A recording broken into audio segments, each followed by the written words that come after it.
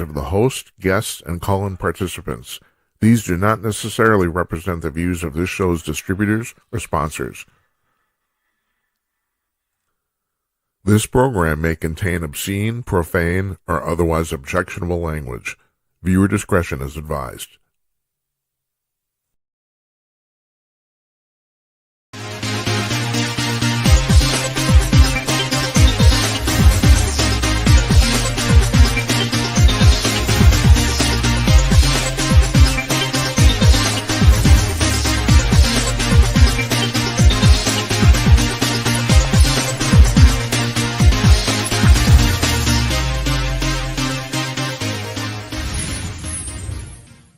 Howdy ho, everybody. Coming to you cordless from glamorous Minneapolis. It's Thursday night, April 16th, 2026. I am Jim Peters. Welcome to another edition of Jim Peters at Night.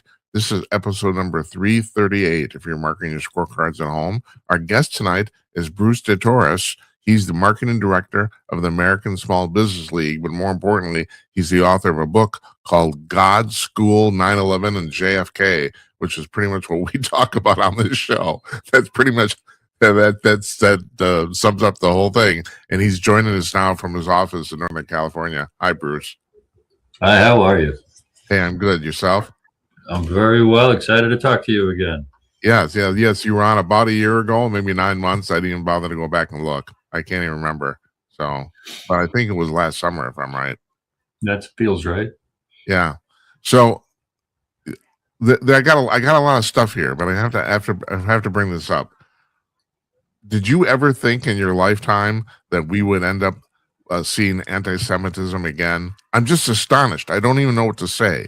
It's like in America, this has been normalized now, and I don't understand how this happened.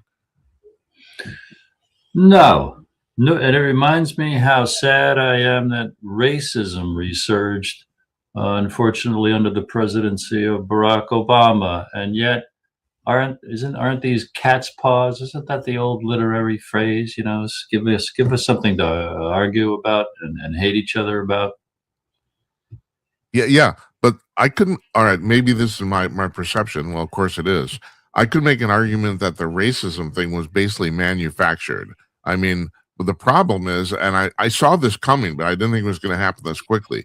As we saw more and more societal problems, the left becomes more and more irrelevant because their purpose was to solve problems. And so once society gets more or less perfected or more perfected, they have less to do. So they're basically dragging stuff up from the past to give them something to basically to do. But the thing with anti-Semitism, I don't really see how that applies to that. I don't see it. I see these types of divisive issues, Jim, given to us by players above the scenes. I see the left and the right, pro-Israeli, anti-Israeli, puppets on strings by really evil manipulators who make money from the chaos, because they've got the ability to invest in institutions and companies that then they drop in the chaos that triggers the backlash that computationally has been perfected by the most advanced technology possible, so they can make a lot of money really, really quickly on all the instantaneous trades that happen. I didn't really understand that so clearly until a few days ago. I saw a great conversation with an expert experienced in these things. How about that? All right, I buy that. I do. All right. So the extension, the next question becomes, can you tell me what's going through George Soros's head? I don't understand where this guy's coming from. I mean, he was suppressed by the Nazis. You know, he's Jewish himself. He comes to the United States. He makes a fortune. My accountant says, and he's written 3 books on his investment strategies, and people say they make no sense. I've never read them, but experts say that. He's made a shitload of money, and then he's decided he wants to shut the system down so no one else does. I don't understand why that benefits him personally. Now I see it as part of this chaos in order to make money theory that I just alluded to. That's my short answer. Yeah, but the thing is, if you're going to destroy society basically to make money, then you have nobody to sell goods to. I mean, maybe I'm thinking too far ahead here, but it just seems short-sighted to me. You can't. You're not going to make any more money because no one else can buy anything. I would bet the big players, big companies, don't need us as consumers or employees to make money or to consolidate their wealth or to increase their wealth. It's at a higher level of competition among themselves, meaning you, me, our cars, our homes, and all the world's resources are financialized and under control by competitive entities above our pay grade. And we are being manipulated and ground up in their manipulating games without any regard to our life, our future, anything like that whatsoever. Do you think this is just it's inevitable that when you get large corporate interests together, a whole bunch of people, thousands of people, that shit like this happens, or is there actually somebody actually planning this out? It happens because of the competition among the rich and the owners of the banks and the corporations. It's not that corporate interests get together or the corporate boards get together. They all work for the owners of the fortunes that own and control the most powerful businesses and banks of the world, and they are in competition with each other, and we're just collateral damage. This was a little thing in one of your biography and your website. I don't know if you wrote this or someone else wrote this, because you're talking about technocratic enslavement, and you just kind of alluded to that. So, what exactly is that? That refers to our dependence on technology. The enslavement is how dependent we are on our phones and websites to access and function. It refers to technocracy, which people should look up. And you, Jim, I recommend an expert in this. His name is Patrick Wood. He's written a number of books. He gives tons of interviews all the time. I think he's got his own website, along with Catherine Austin Fitz at Solari.com, SOLARI.com, who teach about the technocracy. The noose has been around our necks definitely since the introduction of smartphones about 20 years ago, and they're grooming and guiding us with speed, with the full cooperation of the Trump administration, for total digital dependence slavery. I actually follow Catherine Fitz. I know who she is. Patrick Wood, I don't. I pulled a quote out here of hers, which seems to me plainly obvious. But the thing is, I don't think a lot of people find this obvious. And she said, "We believe that personal and financial and family wealth are critical ingredients to both individual freedom and community health and well-being." Now, you'd think that was obvious, but a lot of people don't think that anymore. What's their problem? Yeah, well, the folks who think that are the mass of humanity, the mass of Americans, certainly not the owners and controllers of the institutions of power. They've got this master slave oligarch and the peons and the serfs perspective and abuse of us. But our challenge, Jim, I think, is the fact that our strength is in our numbers, but we can't get unified because over the decades, it has become increasingly hard to make a living.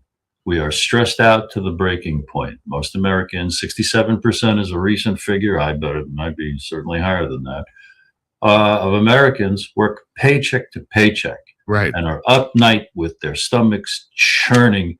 How am I going to get the new underwear and the food and replace that tire that's about to blow and check that check engine light and cover these health expenses? And that's why so many are just dropping out into despair with alcohol, drugs, video and porn addiction, and flat out suicide. And what about AI? I've been saying for a long time that at least in the short term, this is going to cause massive unemployment. Your thoughts on that? I concur with the analyses from really smart technical people who follow this stuff all the time that it's a huge bubble right now, and it's playing with fire. Meaning the stock market's good performance is largely driven by investment in, I think, 7 humongous companies that are investing massively in AI with the aid and inclusion of the federal government. I see it as a bubble, so do they, primarily to make money. But the monster they're creating, it's like a Frankenstein's monster because it's unpredictable how far AI could go to eventually, just like the Terminator movies warned us, to eventually consider humans the biggest threat, and we just don't need them. But practically, the overinvestment in those technologies, just like the overinvestment in our military, starves us and proves that the government at every level, from local to state to federal level, does not work for us. That's our problem. And they work for themselves? Is that? No, they work for the rich who own the institutions of power and the banks and corporations that make money with the owning and the controlling that they have and they do. And then all the games of chaos, the 24 hours of chaos for how it impacts what the market does at the instantaneous blazing fast level where they have loaded their investments, positioned their investments into place to ride those waves. And they've got computing technology, automatic trades that maximize the money they can make in milliseconds by the undulating waves of chaos you and I are subjected to second by second in current events. We're all nauseous. They're all making money. It's funny you should mention that. I had a guy on here named Kenneth Abramowitz, and about maybe a month or two ago, and he's an investment banker by trade. And I asked him, I said, so what's the difference between you and most other people? How come you were more successful at this than most others? And he had one word answer: speed. Yeah. That's what he said. Yeah, and for 20 more years, they have leveraged the cutting edge of computational computing power, and rocket scientists literally recruited out of MIT and the like to design blazing fast algorithms. I think I just saw a recent apparent expert say the vast majority, 80%, 75%, 90% of all trades on the markets are done automated by AI. Yeah. I find the AI thing kind of scary myself. I just it's well, like I said, it's pretty obvious to me. It's gonna, in the short term at least, it's gonna cause massive unemployment. But then again, on the other hand, too, Bruce, I'm gonna play devil's advocate here. So I could you're talking about the fact that 2/3 of America lives paycheck to paycheck. The counter argument is that the vast majority of people don't have any real skills. I mean, that scares the crap out of me too. Most people can't really do anything, and then you're thinking, well, and I mean, I kind of embraced this when I was in my youth, and that is, life is hard anyway. You might as well do something hard. Yeah, that's great encouragement from an elder to a young person. The lack of skills, the lack of literacy, the lack of hope, the lack of maturity, the lack of emotional control feed the chaos. I can't get away from this model over the last few days. I just really, really see it. It helps those in a position to make money by all the chaos that flows out of an uneducated, demoralized, dangerous crime zone or crime scene or violent jungle. The more portions of any country that you could make like that, the more you keep those masses of people from ever organizing to threaten business as usual. What's happening to us in late stage empire, according to the analysis of a great observer like Chris Hedges, people should look him up, his blogs, his podcasts, and his books, longtime observer of those things. As an empire declines, it brings its worst abuses home. And for 500 or 600 years, the British Empire has been the most evil perpetrator of these financial schemes. We rebelled against them because they were colonizing us. And globalization is the continuation of the colonizing of the planet by the bullies who were strong enough to invade a country or bribe and influence its leaders to give ownership of resources to the colonizer, the empire, the bully, and keep countries from developing their natural resources to develop wealth, to develop technology so that they can be strong and independent.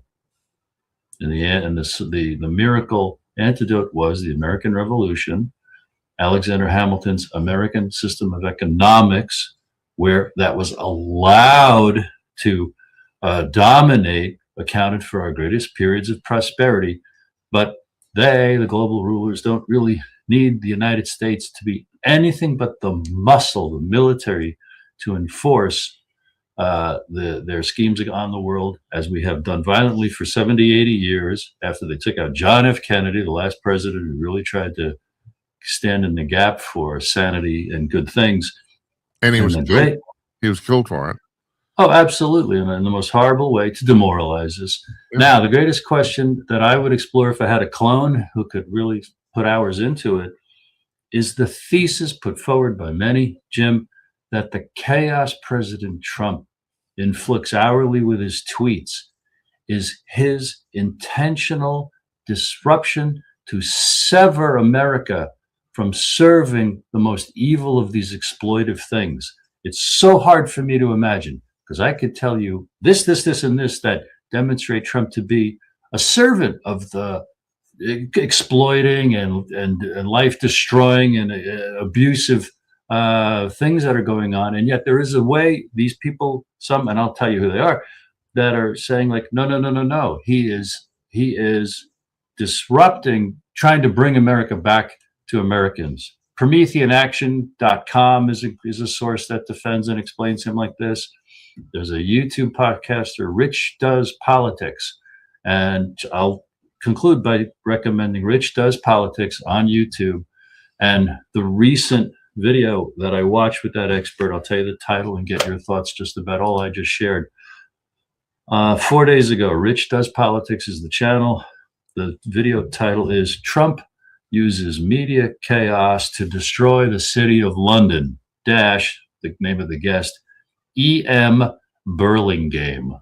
Uh-huh. Oh, but so Bruce, I'm kind of confused here. So what do you think? Do you think Trump is actually disrupting this global order, or is actually part of it? What do you think? I would bet he's part of it, based on my observations of him in the last 11 years and all that I think I know about history. However, for months and months now, I pay attention to the evidence put forth by those defending him, and I try to have an open mind. Yeah, it would be the knee-jerk reaction would be that he's part of it just because he's so wealthy, for no other reason, you know. But for a lot of evidence, Catherine Austin Fitts presents that he's perfectly serving the erection, as she calls it, of the digital control grid. What do you think of the war in Iran? Well, until the last couple of weeks of seeing these new kind of defenders of Trump and what he's doing, I would still bet that it just serves business as usual, the disgusting military-industrial complex that serves the Anglo-American empire of the last 120 years to the harm of humanity. All right, so I'll play devil's advocate again. But the alternative would be for Iran and the Muslim world to take over basically the world in general, and they don't seem to be. I would make the argument that civilizationally they're 200 to 300 years behind us. I don't know if that would be a good thing. So, I don't see Iran as wanting to take over the world. If anyone took over the world, it's the United States of America. I see the war in Iran facilitating this concept called the Greater Israel Project.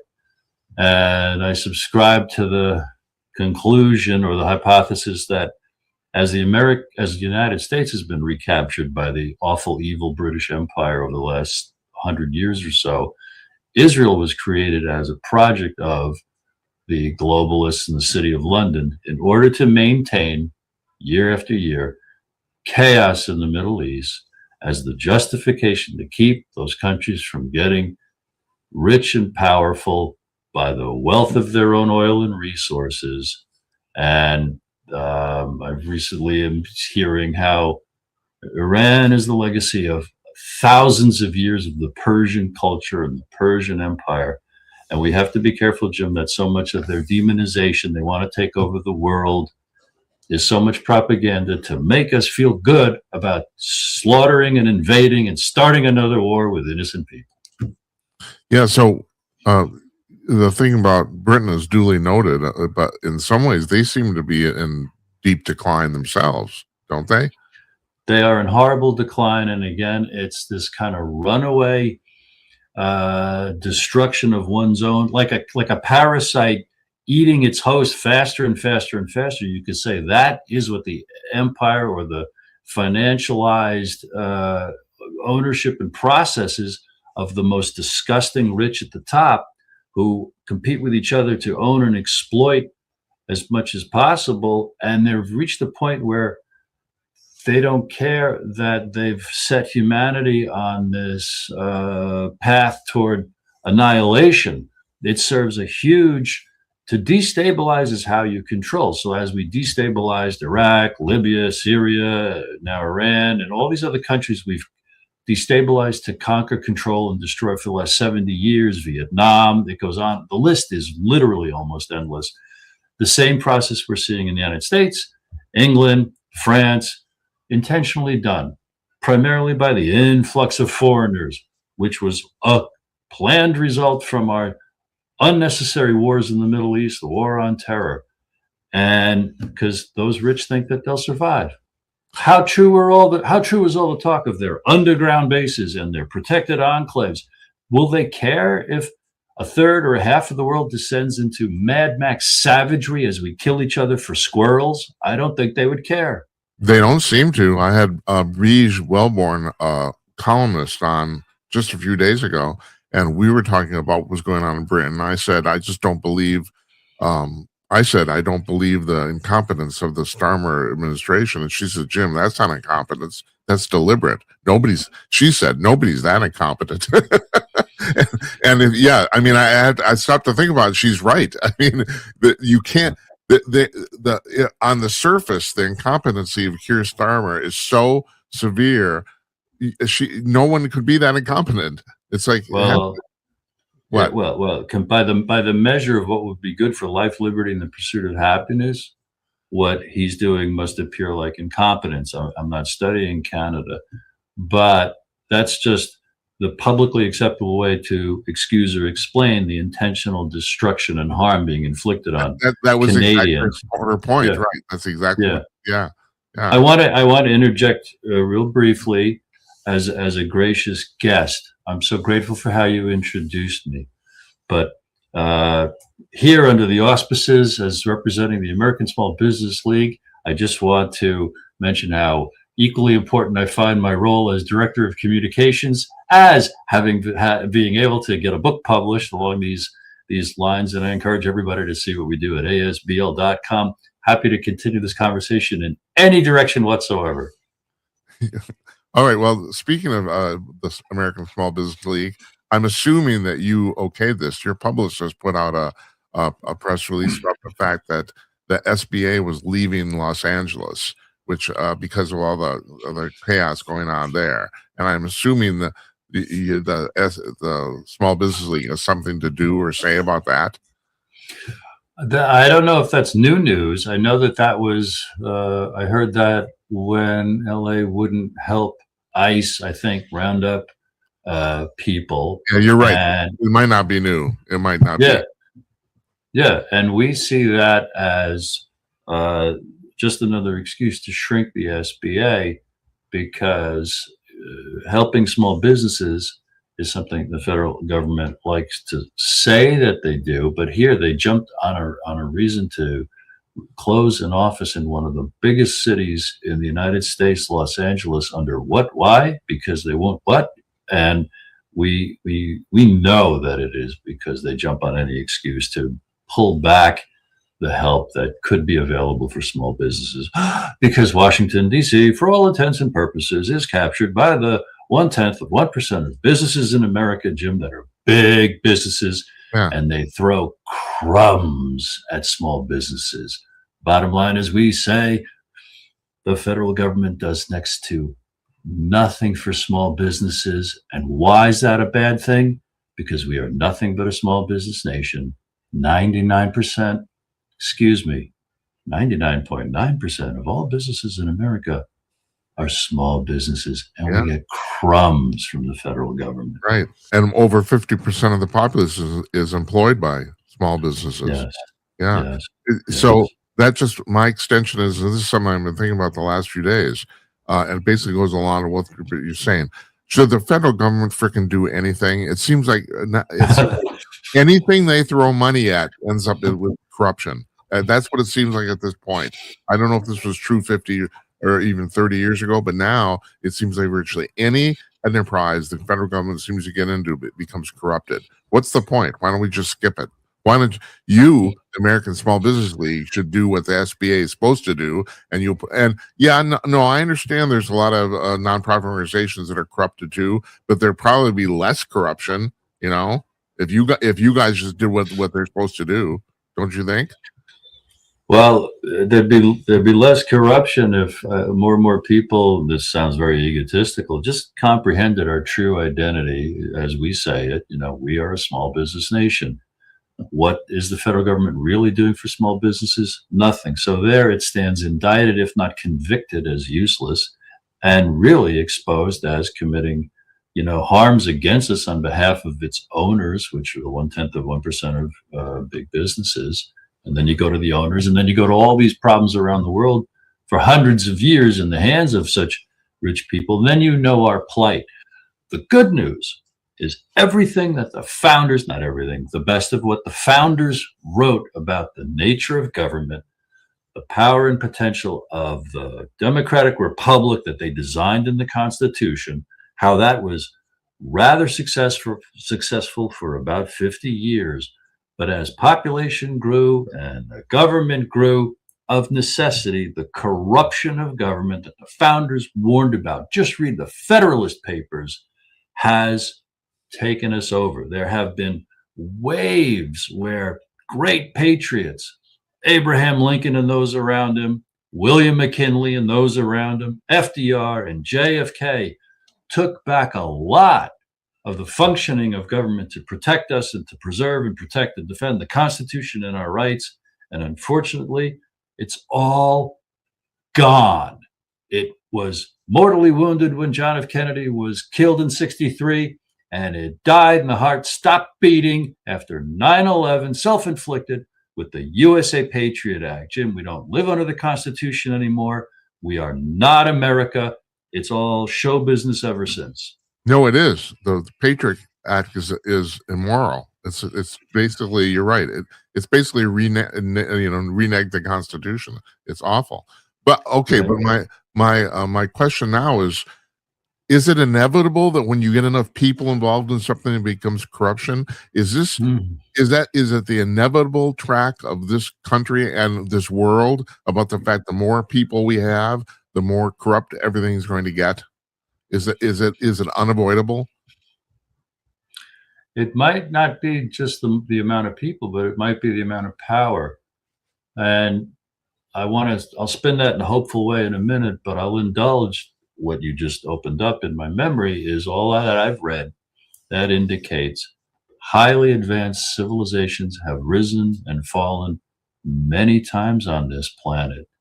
There's residue and remnants in the geological record that indicate that the destruction at Sodom and Gomorrah, this biblical punishment, was a nuclear incident. Yes, I know that. That's right. Wow. So contemplating, we can't take this personally, This is just what happens. Here's the concept. Is this true? Power over others makes people insane. I'm not supposed to have power over you. No, you're not. I'm not. We're not supposed to let others have power over us. And yet, that's the law of the jungle. That's might makes right. That's the bully in school. I can take your lunch money just because I'm bigger than you.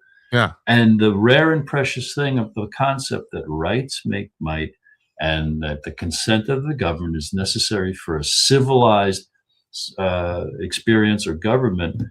Will this run its course? Will AI and nuclear weapons, what do AI and nuclear weapons equal? Destruction. And then, like Charlton Heston at the end of Planet of the Apes, we'll find ourselves crawling among the shrubbery, looking for bugs to eat. And will the whole thing start all over again? Maybe. Yeah, yes, people.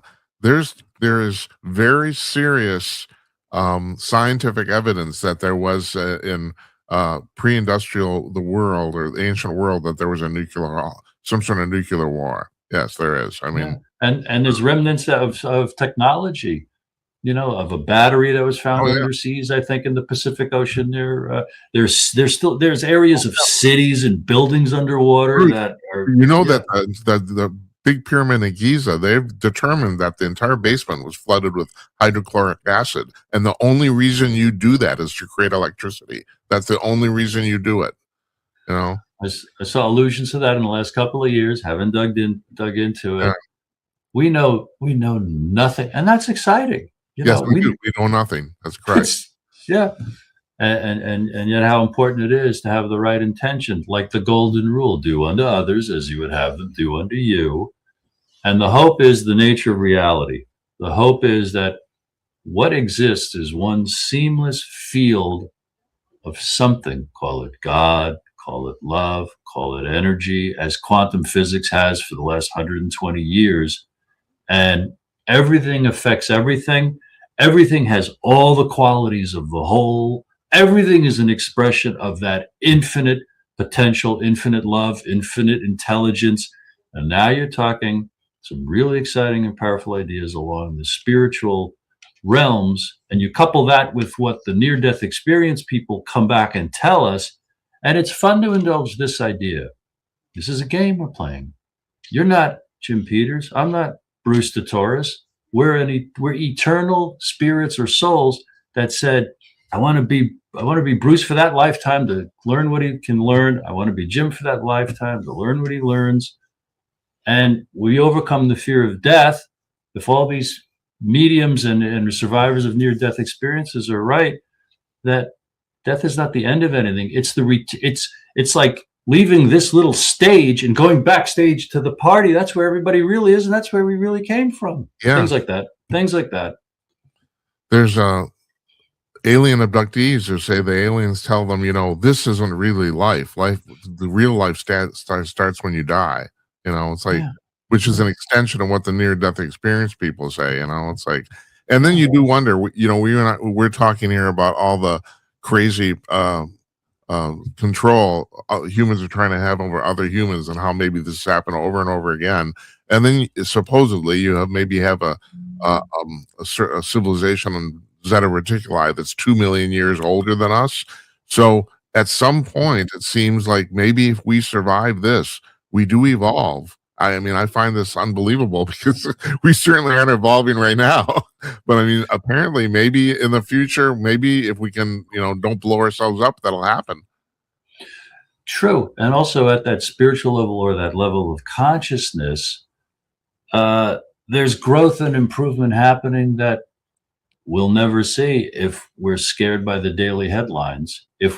From the materialist point of view, where death is a horrible catastrophe of an ending, no one's going to perceive any hope.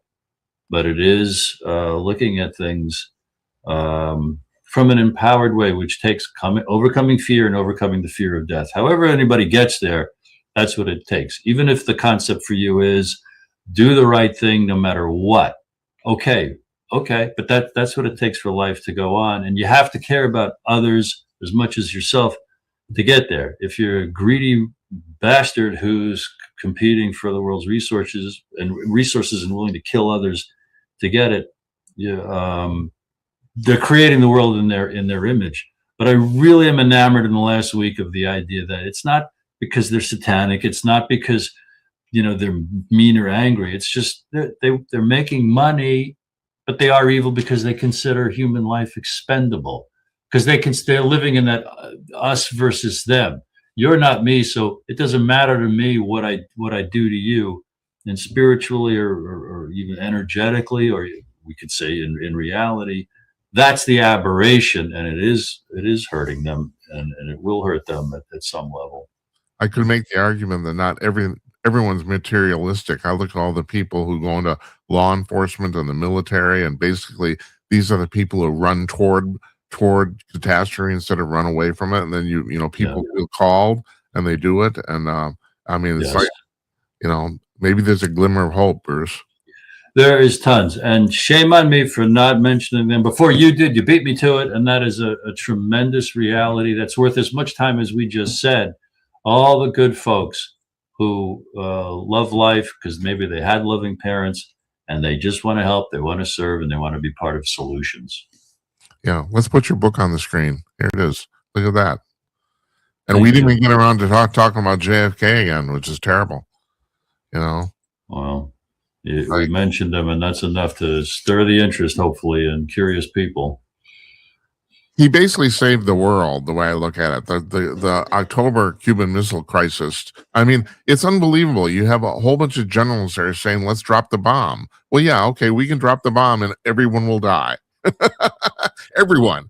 Yeah. What is he was the only one who said, no, we're not going to do this. If it wasn't for him, it would have happened, Well, and also divine intervention, because things were happening in the last couple of days of that 1962 missile crisis that easily could have launched at the on the scene level down in Cuba, could have launched nuclear weapons there that would have triggered the whole mutual response. Right. You wouldn't even be having this conversation. That's what I'm talking about. Except for John F. Kennedy. You can make now this is where it gets really interesting. One could make the case we wouldn't have got into that situation had it not been for the miscues and the human misinterpretations, how Khrushchev misinterpreted what he was doing, what Kennedy didn't understand, didn't dig hard enough to know what his military intelligence was doing. Or you could say, we're here because he got elected because the establishment expected Nixon to get in 1960. And every indicator was he would have been whole hog with the agenda that blew up the world in the early 1960s. But the primary fascination for me in John F. Kennedy is his courage. He confronted forces that kill to win. He confronted this money-making system that uses war and kills people for profit, knowing that they kill to win in order to truly try to be a president who preserved, protected, and defended the Constitution. And any example of courage is inspiring. If he can do it, we can try in our lives, in our spheres. And I highly recommend people study his life in order to see a great example of someone who understood and tried to live by the ideals of the American founding, which is a great hope in the face of might makes right. The ideals of the American founding are the antithesis to that. No, your rights make you strong. And when we honor each other's rights, we're all strong. I think we'll leave it at that. That's a fantastic way to end. You are an endlessly fascinating man. I love talking to you. Thank you. Likewise, anytime. Yeah, we'll see you soon. Take care. Thank you.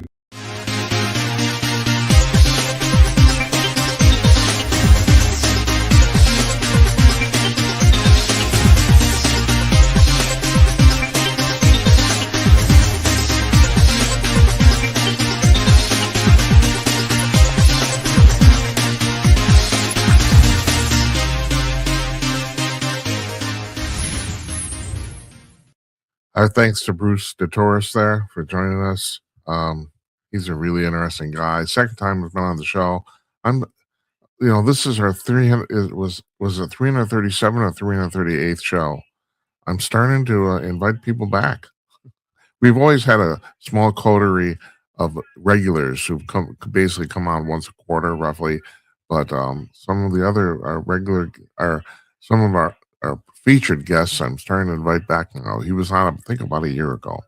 I think we were talking about him, and I were talking about something that I want to elaborate on about the fact that the life is hard. You might as well do something hard, especially because there's not the like he said, about 2/3 of the American public lives paycheck to paycheck, and and my contention, I think it's backed up by data, is most people in America don't have any real skill. There's nothing they can even like cooking or something. There's nothing they can really do that they're well, for lack of a better term, that they're obsessed with. I mean, I have a whole bunch of obsessions, which is one of the reasons I do this, is because I'm kind of taking curiosity to do a sickness. It's really kind of terrible.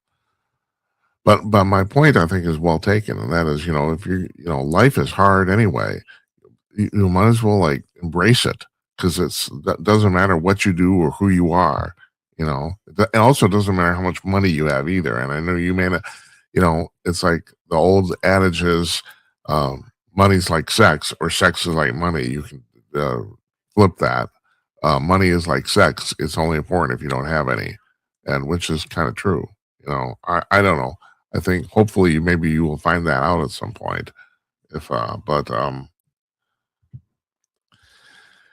yeah, learn something. I mean, the one thing I bitch about AI all the time, and AI is probably at some point going to take your job. Not every single job, but and then one of the reasons I do this is because this is like the last thing AI will ever master. Now that said, there are AI interviewers that actually do pretty decent job. I've heard some of these things, and they're actually not bad. And you can't tell it's not a person either. You can't tell it's not a human. Uh, and I look at like Margaret Brennan on CBS Fascination, which I like love to make fun of. She's basically some chick you knew in high school with a notebook. Um, but I don't think she has any particular talent for what she's doing. And Kristen Welker at NBC either, and also George Stenopolis at ABC too. But these things uh, will replace them, only because they have no quirkiness and personality. I'm watching Gutfeld about a week ago, 2 weeks ago maybe, and I don't know how this came up on the panel discussion, but Kat Timpf was talking about the fact that she went to the dentist, and her dentist is suggesting she gets veneers for her teeth because she's on TV. And she said, "What, are you trying to ruin me?" She says, "I don't want to take away from my quirkiness." She says, "You see all these women on television, and they have these perfect smiles, and yeah, but they're all the same, you know." And she gets it. I mean, she actually gets it. It's her. She's sitting in that chair because of her quirkiness, you know. And AI, at some point, AI will be able to fake quirkiness, but that's the last thing on the the last thing on the list that they're going to work on. That might take 20 or 30 years. It's just like, we've had many discussions on the show about whether, you know, the general consensus that AI is soulless. It can't have a soul because it's a machine. As a matter of fact, there's some theories, some people, alien abductees, who have been told that that's the very nature of the problem. Is that on there's supposedly people who've been told that on other planets, AI is developed to the point where its only real weakness, and it knows it, is that it doesn't have a soul. So, but it's pretty easy to fake that. I mean, could you tell? You're talking to some AI chatbot or something. Can you tell it doesn't have a soul? It's like, yeah, it's that old thing about, if you can fake sincerity, you can do anything. But you can't fake sincerity. They're called actors. They do it. They do it for a living. So I don't know, man. That's my advice to you. Do something hard. Get obsessed with something. Yeah. Sooner or later, the robots are going to take all our jobs, but it might give you like a 10-year head start or something. You know. And speaking of doing hard stuff, the lack of hard stuff is our politicians. So you all know what's happened to Eric Swalwell. I'm not even going to talk about that. But I thought this got lost in the news because of Eric Swalwell. Well, two things: a guy running for Democratic as a Democrat for governor of Florida just got arrested for for beating two elderly people up. I'm not kidding. He wants to be governor. Yeah, good for him. And then the Supreme Court of the United States, believe it or not, this happened in Texas. This was really pretty amazing. No, I'm sorry, it happened in Ohio. Excuse me. Guy's name is Samuel Ronan, and he's running, or he was running, as a Republican in Ohio's 15th congressional district against another Republican in the primary. But the Secretary of State voided his candidacy because they found evidence, apparently audio tapes, of the fact that he's actually Democrat and he's running as a Republican just to get in. And this is going on more and more all the time. And Abigail Spanberger in Virginia ran as a moderate, and literally the day she won, the day she was inaugurated, the whole agenda there has gone completely left wing. I mean, she was lying. That's all there's to get away from it now. So this Rona guy sued the Secretary of State of Ohio for canceling his candidacy because he would apparently this is a normal thing. You have to sign a declaration, an oath saying if you're running as a Republican, you really are a Republican. You have to. I guess most states have that, and he signed it. And apparently he's not really a Republican, and they voided his candidacy. And he said, how do you know? Well, they got audio tapes of some meeting he was in where he's talking about faking being a Republican. But this is what this whole thing's come down to. It's all bullshit. I mean, I am so disappointed in my fellow man. It's like, my God, it's like, really? You're going to just fake anything just to get in. And why?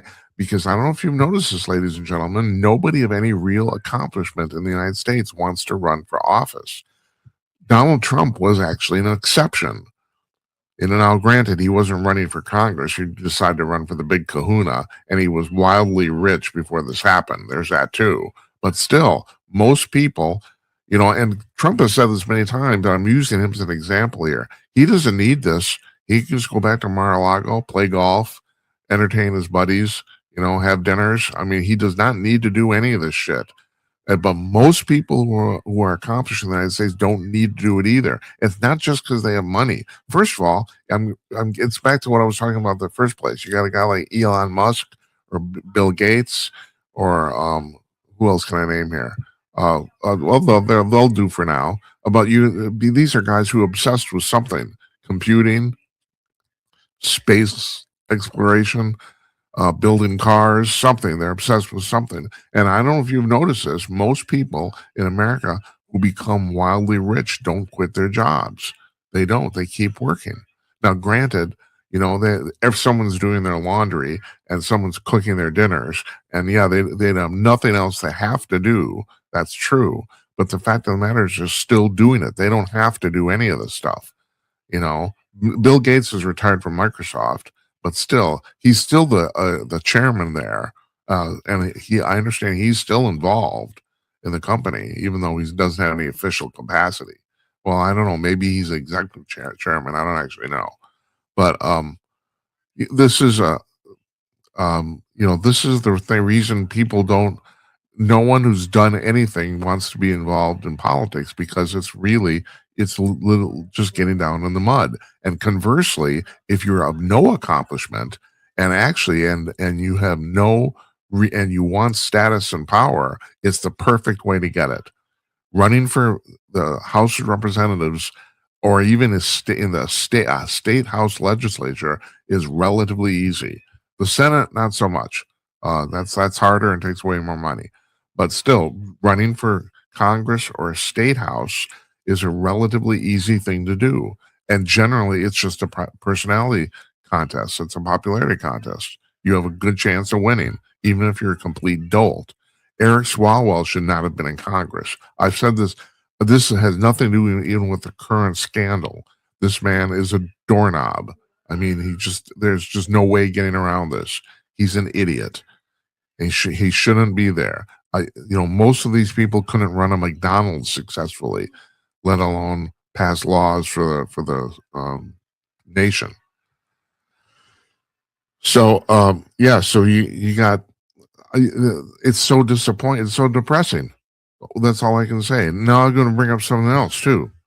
So in Canada, and speaking of this, yesterday of course was tax day in the United States. I don't know if it was in Canada, but in Canada now there's a proposal going through the Canadian legislature, the national legislature, that they call it a tax. I don't know how they can get away with that, but that's what they call it. They're going to tax people $500,000 for wanting to move out of the country. Their taxes there are very high. And that's another thing too. Why? Why are taxes high? Have you ever noticed? All we ever get is more taxes. Now, it's like I'm 70 years old. I've been around for a while, but it's pretty much a pattern at this point. This country was founded on people who didn't want to pay a tax. As a matter of fact, that tax was 1/2% on stamps. And they balked at that. Now Murray Sabrin's coming on Tuesday. Him and I have talked about this quite a lot, about the fact that was it 1915 or 1910 when the income tax in the United States started, it was 2%. In 1960, the highest it's ever been, it was technically the highest tax rate, was 94%. Basically, hand us your money. Now, granted, in 1960, hardly anyone paid 94%. Even rich people didn't pay that much. But it was common to pay 70%. That was not uncommon at all. So you're paying the majority of your earnings every year to the government. Why? Why do they need it? And then, of course, now another thing that made the news today is that Ilhan Omar, my wonderful congressperson here in Northeast Minneapolis, she had filled out a form to have money transferred from USAID, which is now basically shut down, thank goodness, to what she said was a substance abuse clinic, and in reality, it was a Somali restaurant. So now, and I was talking with De Torres, we were talking about this, about the fact that it seems like the fraud in the federal government is now absolutely rampant. We were pretty good at it. I mean, it was our 250th anniversary. For roughly 200 years, we more or less avoided it, and now it's everywhere. So why should you give the government more of your money if they're just really stealing it and wasting it? I'm at the point right now, the highest federal tax rate in the United States for individuals is about 39.5%, 39.4, I think, if I'm right. You could probably cut it to 15% for everybody, and the country would run just fine. Even the military, if you just flat tax. And people talking about that. Well, we can't do that. It's not fair. Blah blah blah. Bullshit. It would. It will put a lot of tax accountants out of work, but the government doesn't need any more of our money. It just doesn't. So at what point do people rebel? Now, people didn't rebel in the 1960s. Matter of fact, it's amazing. I think people thought it was their civic duty to pay that much, that we needed it. Maybe we did then. I don't know. I mean, I was like 5, so I can't tell you. But we certainly don't need the amount of money coming to the government now. And then on top of that, too, so, all right, so they're doing this in Canada. They're floating this idea, $500,000 to leave the country. $500,000. In California, of course, they're floating an idea. Matter of fact, I think that passed, if I'm right, about the fact that if you have assets, not income, but assets over $1 billion, you have to pay 5% of your assets. They say it's a one-time thing. Oh yeah, tell me about it. Right. I mean, at what point? At this point, I don't believe anything any politician says ever. I just don't. But I don't know. I'm waiting for people to rebel. I really am. Murray Sabrin's coming on Tuesday.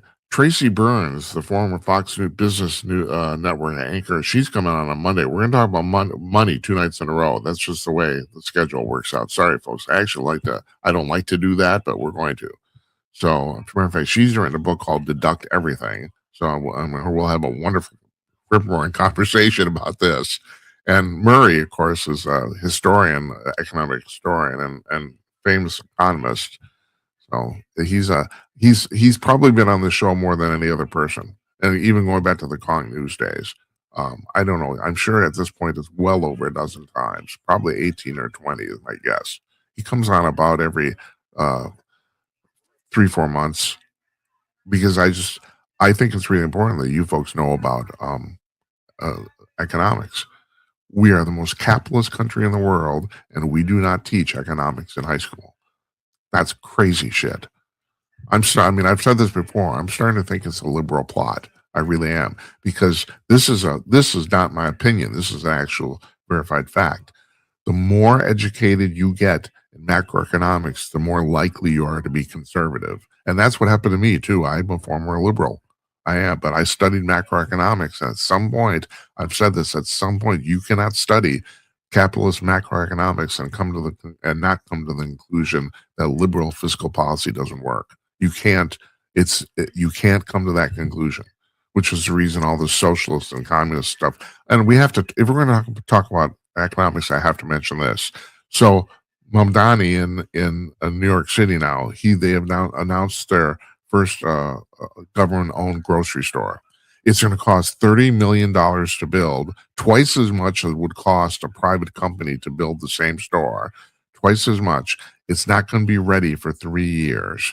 And of course, the price, you just know the cost will go up during a 3-year time. This is insanity. It's crazy. And you know something? He doesn't have to build it. What's wrong with a public-private partnership? All big cities in America are based on this. It's like we get some private company, we give them a bunch of tax breaks, or they promise to pay us on the tax on the back end, all that sort of stuff. These deals get worked out constantly. Well, what's wrong with that? I don't have any problem with that. I don't. Government and private business working together, that's the best way to do it. But it's complex. It is. This guy who's literally never had a job in his entire life, he's decided that we're gonna have the government's gonna own and run a grocery store. Yeah, tell me about it. All right. So get off my high horse here for a second. There's now a 10th scientist missing, nuclear scientist missing in the United States that works for the military. Number 10, guy's name is Garcia. He disappeared. Now, a lot of this is being tracked in retrospect. He disappeared in August of last year, but also, like several of the others, he lives in Albuquerque, New Mexico. And these are, and I do want to point something out here because the press is not pointing this out. Of those 10 people, one of them probably doesn't belong on the list. That's the guy from Princeton. I can't remember his name off the top of my head, but he was killed by a person he knew, and that appeared to be professional jealousy. That was a standard envy killing, retribution killing. I don't think that guy should be on the list, but he is because of what he was working on. But the rest of these people, and this Garcia guy, he went missing the same way all these other people in Arizona went missing too. And that is, he basically walked out of his house and never came back. Left his phone. Now, there's a guy named Chris Swecker, who was the assistant director of the FBI's Criminal Investigation Division. And he says at this point, we really have to think about the fact that this might be some foreign adversary is kidnapping and or killing these people. He says there's too much going on here. There's too much chance. Yesterday, Wednesday, Carolyn Levitt was asked about this during a White House press conference. Believe it or not, it's the first time she's been asked. And she said she didn't know a lot about it, but she was going to look into it. I mean, it's actually kind of amazing that the press did not bring this up until now, even though there's pockets of the press that have, it's a salacious story. I mean, the Daily Mail's all over it. So because they're all over anything that even reeks of salaciousness. But this is really creepy. This is. And finally, speaking of that, speaking of high-end physics, there's a guy named Timothy Palmer. He works in England. He's a PhD research professor in climate physics and at the University of Oxford. And he has come up with a theory that now we talk about quantum physics on the show a lot. Quantum physics is based on chance and randomness. There's no real you can't, like, for example, in quantum physics, you can measure the velocity of a particle, its speed, or you can measure its direction, but you can't measure both at the same time. It's just impossible. You can't be done. And also, quantum computers work off something called qubits, and a qubit is basically kind of like a transistor, except in a traditional computer on your desktop or your phone or your tablet, the transistors, you can either hold a state of 1 or 0. You probably know this is binary. If there's millions of basically on-off switches, and the combinations of those ones and zeros is what makes the thing run. That's programming everything.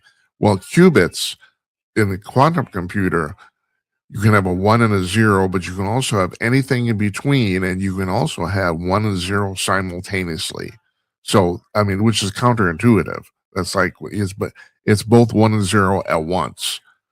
But for this reason, quantum computers run way, way faster than a typical computer. I don't know when at some point, I'm sure we'll have them on our desktop. Right now, you have to run them at absolute 0. I mean, it's like, have you seen those pictures of those vacuum tubes, those rooms filled with vacuum tubes from the 1940s when they call them computers? Well, they were computers, but they were enormous. They took up like warehouses. And quantum computing, it doesn't take up that much space, but it's the demands on it are ridiculous. Like I said, the computer itself has to be run at absolute 0, like 230 degrees below 0 Fahrenheit or something like that. It's just ridiculous, but they can't get it to work. I don't know when you'll have one on your desktop. I don't know when that's going to happen. I probably won't live to see it. That's my guess, but I'm sure at some point it will. But the thing is, my point is that a quantum computer runs eons faster than the biggest supercomputer on the planet. I've heard things about the fact that you could there's formulas that a quantum computer can solve in a few seconds that would take like a standard desktop computer 100 million years or something like that. Well, okay, so let me get back to what this Palmer guy is talking about. He's talking about the fact that he's starting to think that, like I said, quantum computing is based on randomness, but he says, no, it's not random. It's just that we're too stupid to see the patterns. And I thought, well, that's an interesting concept. He said, no, there's patterns there, but we can't detect them yet. It's really I think we are as a race starting to figure out how stupid we are. It's like, was I talking to Taurus about this? I can't remember, so I'm fascinated by what the alien abductees say the aliens tell them. Like I said, if I had the time, I'd compile all this stuff and write into a book. Nobody's done it. Please run with that if you're so inclined. I'm sure probably take you 2 years worth of research. Of course, yesterday or 2 days ago, we had on Paul Blake Smith, who has written 3 excellently researched books on UFOs. I mean, I wasn't pulling your chain or his chain when I told you how good, the research they are. They're worth buying and reading just for the facts. Excuse me. But yeah, we're stupid. I was talking about what the alien updates tell them. So supposedly there's a race of ETs on Zeta Reticuli, 38 light years from Earth, that are maybe 2 million years ahead of us. Now, I've used this comparison many times, but it really bears repeating. We've only had working electricity on Earth for 150 years. We've only had civilization for about 15,000 years, roughly 20 maybe. And yeah, like Torres said, there's starting to be more and more evidence that maybe there was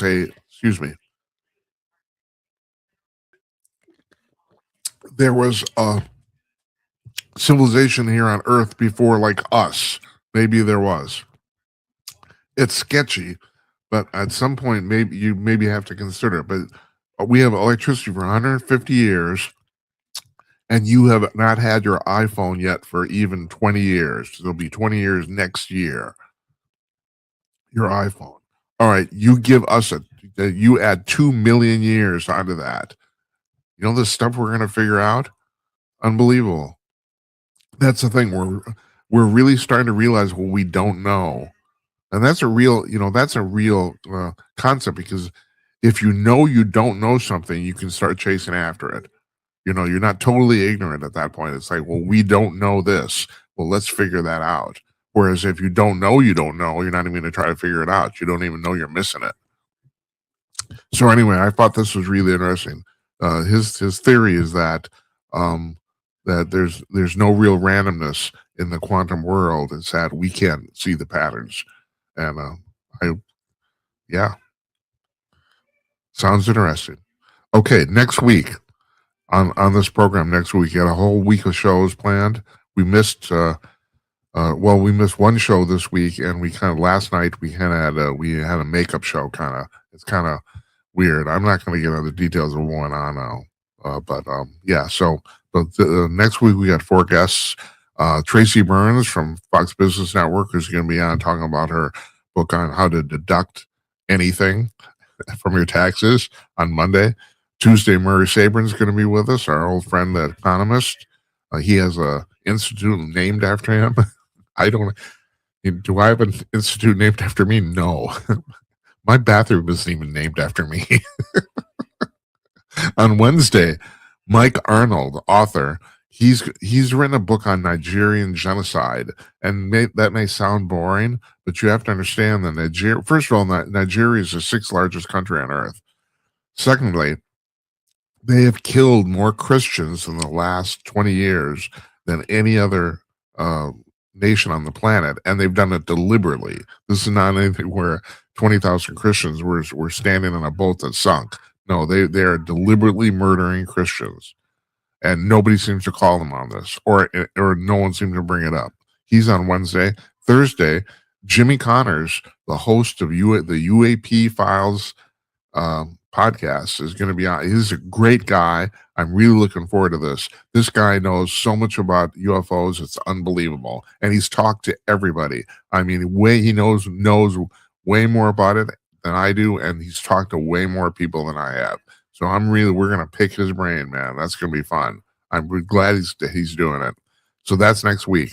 I want to thank you folks for tuning in. I really appreciate it. If you get a chance, everyone says is like or subscribe us wherever you're watching. I'd really appreciate that a lot. I hope you have a nice weekend. Good night, Uncle Donnie, wherever you are, and good night to you wherever you may be. Have a nice weekend, everybody. We'll see you on Monday.